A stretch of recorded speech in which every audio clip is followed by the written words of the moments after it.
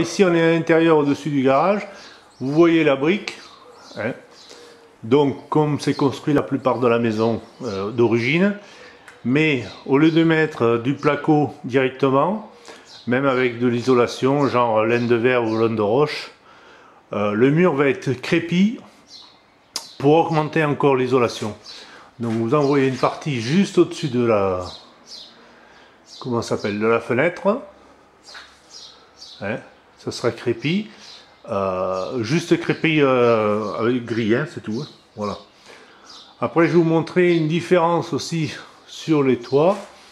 Voilà le toit, hein, c'est un toit en poutre à l'ancienne avec de la volige, ce qui permet, bon alors bien sûr comme c'est une partie qui va être habitée, il y a une isolation avec la laine de verre du placo, mais le mur là, vous voyez, il y a une partie qui est crépie, l'autre c'est pas encore fini, ça va se faire.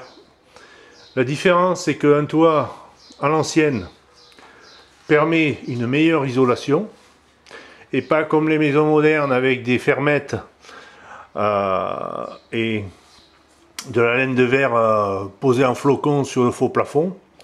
Je recommande, si vous faites une maison de plein pied, d'avoir une dalle en béton au-dessus de vous qui vous permettra de vous protéger en cas qu'il y a une tornade. Admettons que le toit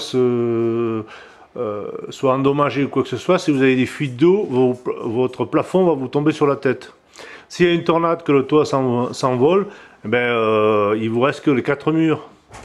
Alors que si vous faites un toit à l'ancienne, il sera beaucoup plus résistant, il tient mieux à la chaleur. Et si le toit s'envole, il vous restera votre dalle de béton qui vous protégera. Voilà, c'est tout.